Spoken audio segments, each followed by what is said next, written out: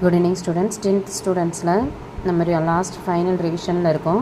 இதில் இம்பார்ட்டண்ட்டாக நம்ம பார்க்கக்கூடிய 7 மார்க் கொஸ்டின் எது அப்படின்னு பார்த்தோன்னா, ராக்கெட் ஏவுதல், மழைநீர் சேமிப்பின் முக்கியத்துவம், ஒளியின் பண்புகள், மது அருந்துபவர்களுக்கு ஏற்படும் பிரச்சனைகளுக்கான தீர்வு, இதய நோய் சரி செய்வதற்கான தீர்வு, HIV பரவக்கூடிய வழிகள், புகைப்பதால் வரும் நோய்கள், உலோக அரிமானத்தை தடுக்கும் முறைகள், மின்னோட்டம் என்றால் என்ன, அதன் அழகு, எந்த கருவியால் அளக்கலாம், எவ்வாறு இணைக்க வேண்டும், LEDயின் நன்மைகள், மருத்துவத்துறையில் உயிர் தொழில்நுட்பத்தின் முக்கியத்துவம், நல்லியல்பு வாயு சமன்பாடு, மூளையின் அமைப்பு பணிகள், படிவரிசை என்றால் என்ன, அதன் பண்புகள், குரோமோசோமின் அமைப்பு, ஒரு வேதிவினையின் வேகத்தை பாதிக்கும் காரணிகள், அட்டையில் காணப்படும் தகவமைப்பு, பூக்கும் தாவரத்தில் உள்ள சூலகத்தின் அமைப்பு, அணுக்கரு உலை, அதன் பகுதிகள், நிலைமம் என்பது யாது, அதன் வகைகளை எடுத்துக்காட்டுன்னு விளக்குக, இரத்தத்தின் பணிகள், ஜிப்ரலின் வாழ்வியல் விளைவுகள்.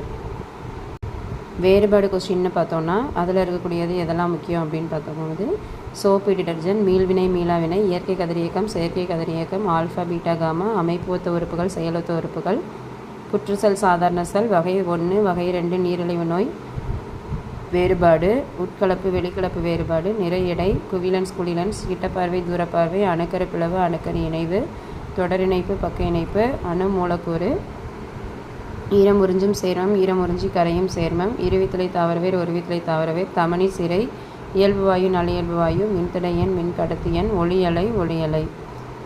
இந்த வேறுபாடு கொஸ்டின் 7 மார்க் கொஸ்டின். இதை படித்தாலே நம்மளால் 40 மார்க்ஸ் எடுக்க முடியும். ப்ளஸ் 1 வேர்ட்ஸ் இதெல்லாமே படித்தோம் அப்படின்னா ஈஸியாக நம்ம சயின்ஸில் மார்க் ஸ்கோர் பண்ண முடியும். தேங்க்யூ.